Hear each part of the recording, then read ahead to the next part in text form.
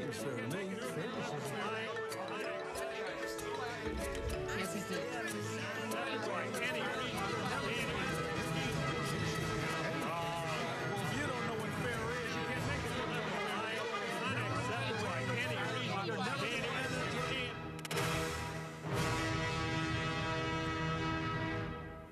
Donnybrook is made possible by the support of the Betsy and Thomas Patterson Foundation and the members of 9PBS. Hey, it's too hot for Charlie Brennan, not only in this studio, but outside. What's up with the weather? Welcome to Donnybrook. Alvin, Reid sitting in for Charlie Brennan this week. And on our panel this week is Wendy Wiese from KTRS. One of our founders, Bill McClellan, whereabouts unknown for the last few weeks. Welcome back, my man. Thank you, Alvin. Another founder, Reid Hartmann from Substack, noted columnist all around the world. And sitting in, technically for Charlie, but in my seat is Sarah Fenske, who is part of the mega conglomerate that puts out the Riverfront Times. Welcome again. You always put us to shame when you're on. Yes, so well, try not to do that. I'm hoping to do it again tonight. All right, over my shoulder, we have new art this month. Check out the Fiber Mixed Media from Jacqueline Pruitt. Check out our work at athreadofInsanity.com. And this show is definitely a thread of insanity. Sarah, we're going to start with you. Our two Republican Attorney General candidates seem to be dodging the question of whether they would prosecute a woman in Missouri if she did obtain an abortion. Should they have to answer this type question, or is the ideal to just get into the office? Yeah, I mean, I think legal experts are convinced that there's enough wiggle room in this law that a certain sort of attorney general or a certain sort of county prosecutor, if the AG says it's okay, could charge a woman the way that this is written, that she could face criminal charges if she has an abortion. And so our reporters put it to these two candidates, would you prosecute these people? Do you believe the law reads this way?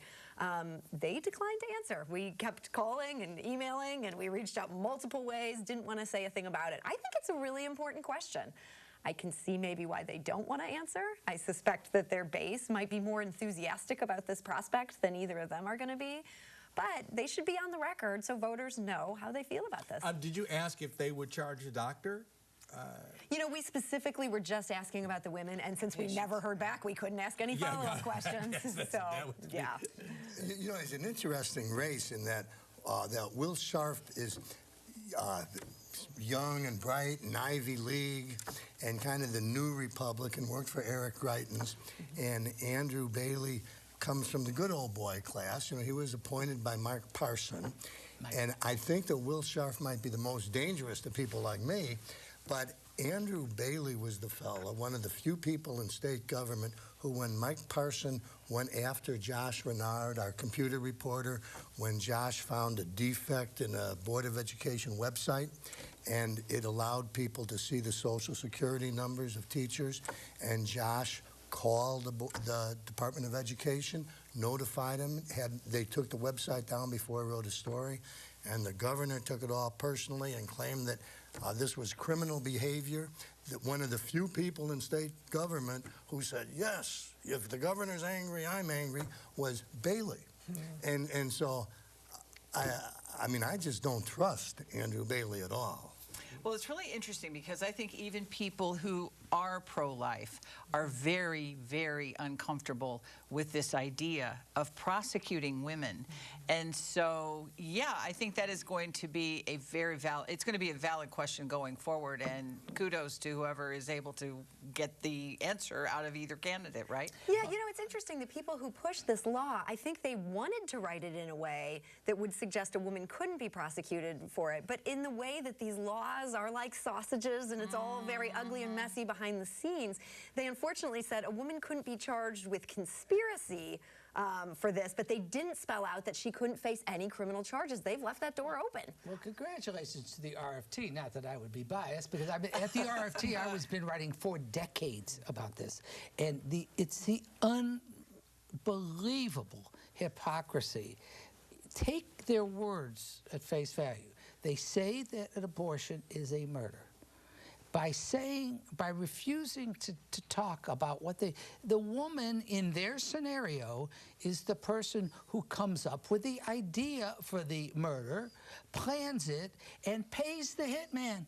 Okay, that person does all those things in their vernacular of murder. How on earth can that person not be prosecuted in that context? It shows how disingenuous the entire rhetoric is. And I respect people, and certainly the right of anyone who would never have an abortion. That's fine. And that's why I'm pro-choice, not pro-abortion. But the point is, it's absolutely logically indefensible to call this murder, but to claim that the person who arranges it and pays for it is somehow, you know, they're a victim. A victim of who? You know, I mean, it's just unbelievable. You said it better than I could, because I was like, well, how could you not involve the woman that did it? And that's why I was asking about the doctor or the hospital. Or that part I don't understand. I thought they were all. I mean, we're seeing some incidents in other states where women who have stillbirth, or they say it was a miscarriage, and they're being charged for what happened. I mean, it's not unprecedented to see a woman charged in this. And certainly in the past, we've seen plenty of doctors charged for it. So, and worse. Yes.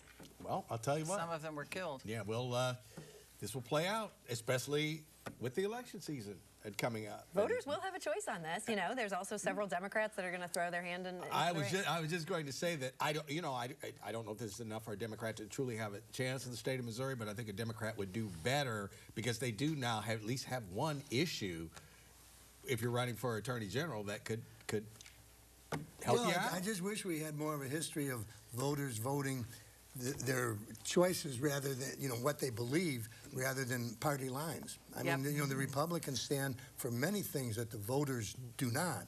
But people say, well, I'm not going to vote for a Democrat. So go figure. Well, it depends on the Democrat, I think. Yes. Speaking of which, Kim Gardner has an opponent. David Mueller, Mueller, if I'm pronouncing it incorrectly, a local attorney, says he's going to throw his hat in the ring for the circuit attorney's office. This is also coming on the week that Kim Gardner responded to Andrew Bailey, said Attorney General, in response to his trying to out her from her office. I think that Kim Gardner could lose a primary to the right candidate. I don't know if this is the right candidate. Wendy, what do you think? I think that it will have to be a black candidate. I do. I think that. I agree with you. Before you start throwing stuff at the TV, America. Yeah. I agree with that. No, I think it will. David Mueller has some terrific bona fides. He grew up in Normandy. He went to St. Louis University High School. But what apparently is the catalyst for his involvement here was a case involving somebody named Levi Henning. And the case went south quickly. And he sees the malpractice going on in the circuit attorney's office, and he wants to do something about it. I have sort of been in the camp that if Kim Gardner wants to stay in the job, it's hers to lose. You know, I mean, it's hers. But now it seems that there are a lot of people who are saying that if you have the right candidate, she could be primaried out. I think there are also people working very hard behind the scenes to make sure that she doesn't run again. And, you know, she was quoted at this criminal justice reform roundtable that she held, which seemed to be largely about her own political future. But she did say there that she was going to run again.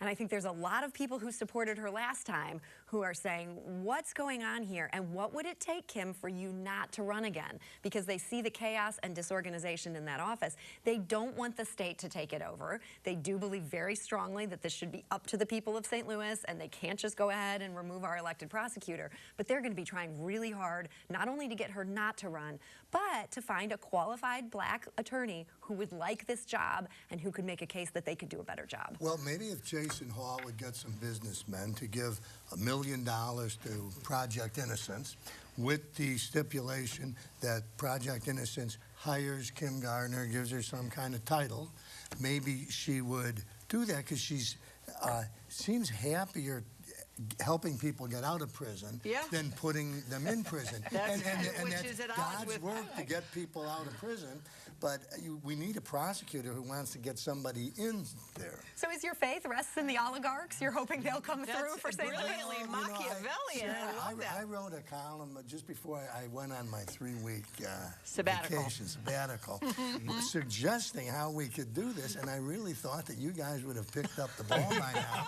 And I would come back and we'd have, Henry Autry or Paula Bryant running a new office. So I mean, it's hard to see what's in this for Henry Autry. I mean, he's a terrific federal judge, there for life. Why would he want this job? And I think with a lot of other really good attorneys in town, I think you mentioned Gabe Gore.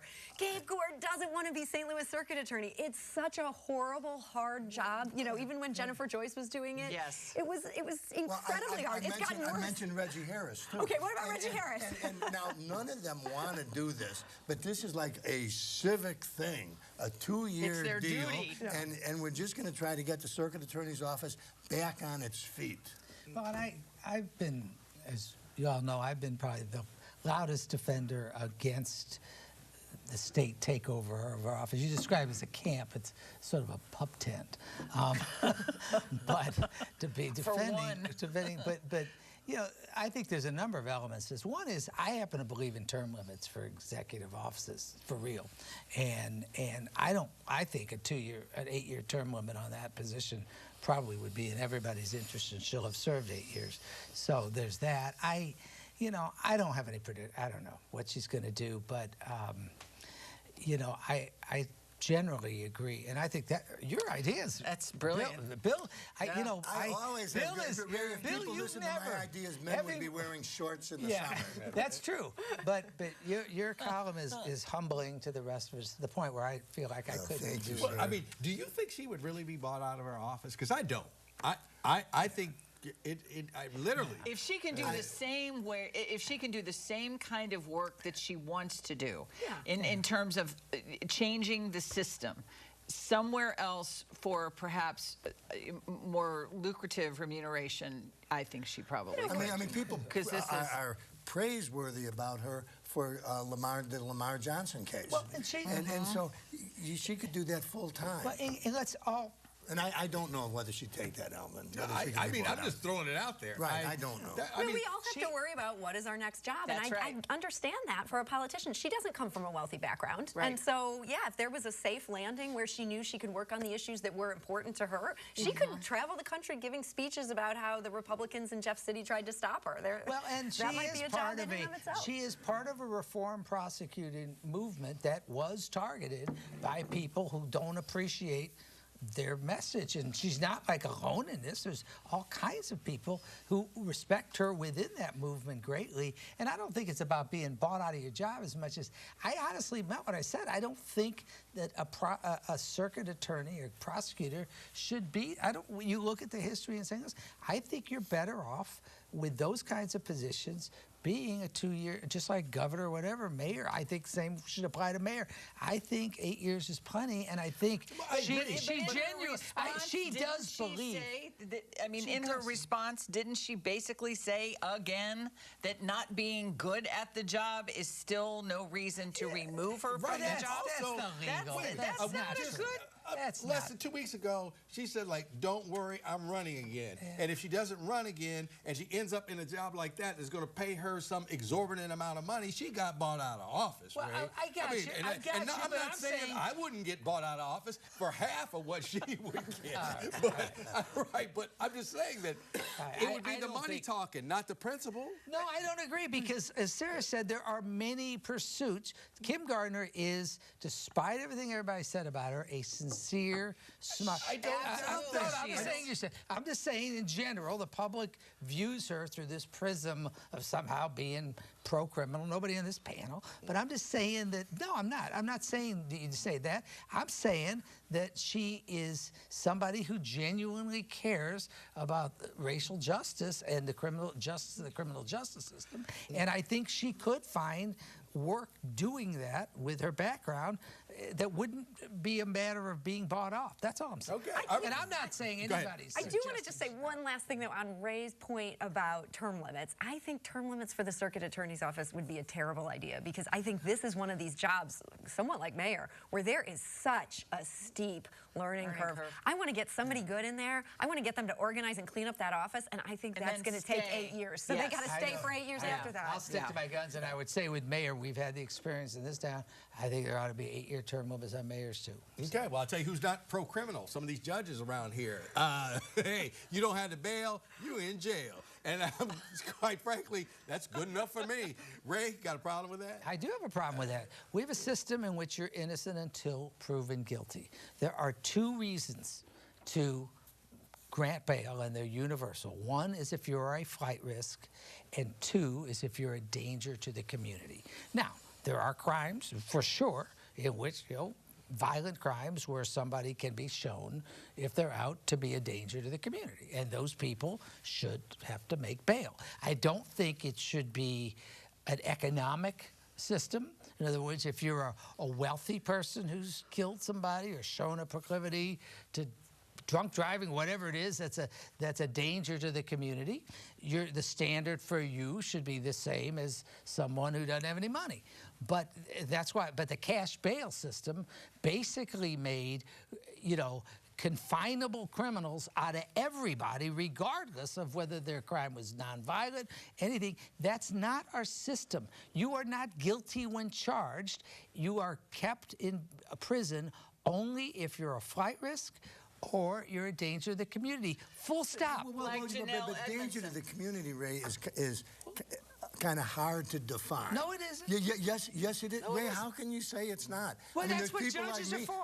I didn't even want to see us close the workhouse. I thought we got a lot of people who belong in jail. It's what judges are for. They look at that. They look at the And that's what the judges are doing now, right? Yeah, the judges are looking at it right now and saying, I think this person's a danger to the community. We're going to keep them in. I think the story that we're responding to here, this was in the Riverfront Times, and they're looking at how there's been a dramatic increase in the jail population after the Janae Edmondson incident. And I think before this, the default in St. Louis was getting to be, okay, we should try to find a way to do this without cash bail, because the Missouri Supreme Court had said, hey, this is the new standard. I think that was a sea change wake-up moment for some judges where they're like, whoa, if this person is just driving erratically, which, let's face it, everyone in St. Louis does, and they injure somebody, suddenly my name is on the front page in a terrible context. I think we've swung around in a way that I worry that they're not carefully weighing each case. Some of these individual judges, their percentages have gone That's way what up. I'm saying. And my point is, that's the pendulum, and there is no question that the pendulum went too far in the other direction. You hear all these stories that people who have committed crimes that should be kept in are getting out on bail, and no, it's not the prosecutor's fault in every case. The point is this. It should be independent of your financial resources, and it's got to be, it's a pendulum, and there's got to be a better medium. But you say that this is up to the judges. Ray, and this is what the judges are doing. The story that Sarah's talking about, the judges are looking at this and going, man, I don't want to get in trouble. But they're going too far. This person might get me in trouble. I'll keep this person in jail. They're defaulting too far. There's both ways. You can't do either extreme. You think they're overcorrecting? Yes, and you can't do one extreme. But let's go back 3 months. Sorry. Let's go back 3 months. I'd rather have them overcorrect. Were they too lenient? That's 3 my months ago? understanding. Yes, and now they're overcompensating. And I think that again, we're talking in generalities, but yeah, your story pointed out. It's just amazing that once this became kind of embarrassing to them, all of a sudden we're overfilling the jails. Which, by the way, no one wants to talk about the fact that we have, the consequence of overfilling the jails, and you should not be confined because A, you don't have any money, and B, the judge is worried about covering their, and that's all I'm saying. Okay. Well, I think it makes sense that, not the no money business, but that the judges should worry about covering their tails. And also, if they're letting people out who ought not be out, you can learn and go like, you know, Mr. Bailey shouldn't have been out here. And of course, he was out really, Ray, because Kim Gardner's office wasn't ready to prosecute him last summer. All right. Chief Tracy, he's got a bulldog jaw. Chief Tracy, he's the arm of the law. That's an actual song, by the way. I forgot who sang it. And it's Dick Tracy, not Chief Tracy. But Chief Tracy on the job. And he's launched a charm campaign, and he's out in neighborhoods. And you know, a lot of things go into this, but the murder rate is down, and things seem to be going somewhat positively, other than the state trying to take over. We're going to give Chief Tracy the benefit of the doubt here, Bill? Well, I think we have to. I mean, you know, I'm rooting for Chief Tracy. I mean, I'm a show me Missourian on this, though. I mean, I hear the talk, and I'm not sure that it's enough. I mean, data-driven this. I mean, with Chief Hayden, you know, he had the triangle, the hot spots and everything. You know, and it seems like these people come in and they've got new phrases, and whether that's really going to be effective, I hope it is, but I'm not terribly optimistic. You never get a second chance to make a first impression, and I think his first impression has been very good. And a lot of people, including myself, have a real problem with the business community supplementing his salary. Not with him taking it, but the concept that we didn't pay him enough as a community, or the city didn't, that one of his many constituencies, the business community, obviously has a special connection to him because they pay part of his salary, which I just don't think is healthy. But I think you've got to give him, definitely give him the benefit of the doubt. And as far as the murder rate drop, it dropped. We were talking a year or two ago. It dropped for a minute. I think the murder rate is while of course it's important, it is given distorted importance compared to the overall violent crime rate. You could have a 0 murder rate, and with the amount of carjackings we have and the amount of other things we have, it really would be of no solace. So I don't think that's relevant, and he certainly can't take any credit or blame for it. But I do think that he should be given the benefit of the doubt. You know what he can take some credit for is they are out there writing tickets again for people who are running through red lights and people who are terrorizing the neighborhoods.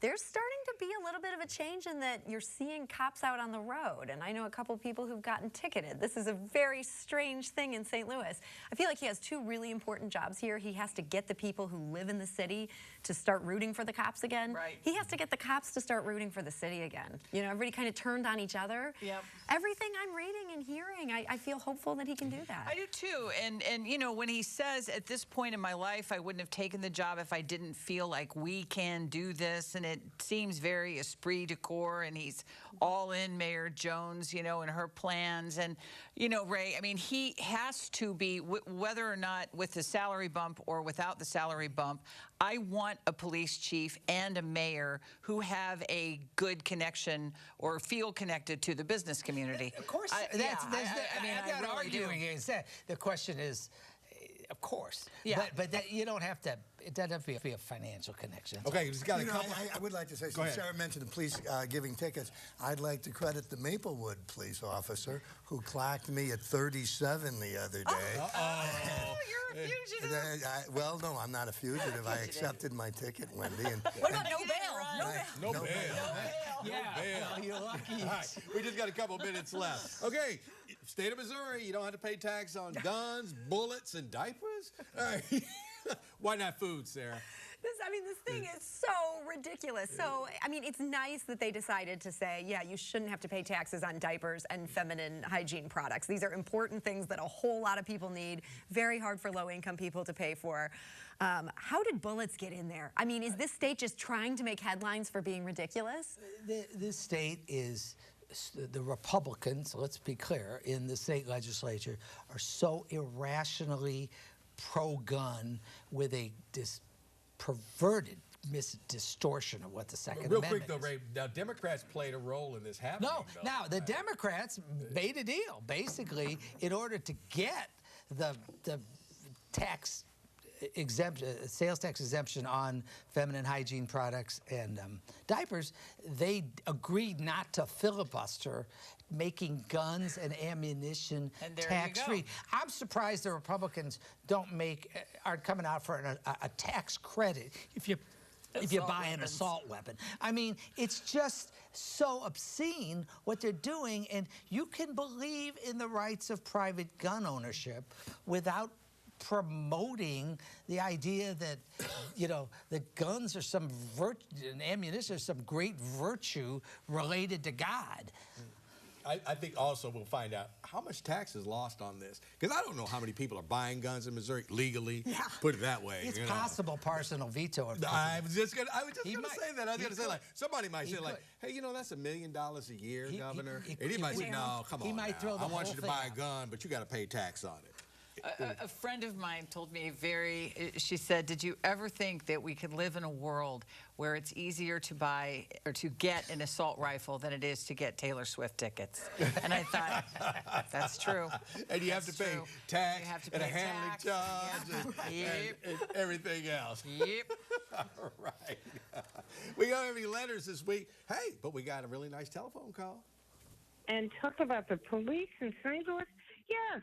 I think they should go back to state operation because they need it. St. Louis City is not getting support from the officials around, and the individuals, so many of the individual men are not doing their jobs because they think they should get more money, and they feel different ways about different things, and they're taking it upon themselves not to cooperate. And that's the reason why the man in 911 died the way he did, was because they were not doing their job. Police definitely ought to go back under state guidance. Well, I'm doing my job, and you can tell me about it. You can write to Donnybrook, care of 9 PBS, 3655 Olive Street, St. Louis, Missouri, 63108. You can send an email to Donnybrook at 9pbs.org. Send a tweet to hashtag DonnybrookSTL. You can call that 9 line at 314-512-9094. And you can check us out on podcasts, Apple, Spotify, Google Play, and Tune In. Thank you, Sarah Fenske, for tuning in with us this week. Charlie's going to be gone next week, and I'll be back. I don't know who'll be in that chair, but they cannot do a better job than her until they get here next week, and I'll tell them they did a great job. Thank you for watching tonight. We'll see you next week on Donnybrook. Donnybrook is made possible by the support of the Betsy and Thomas Patterson Foundation and the members of 9 PBS.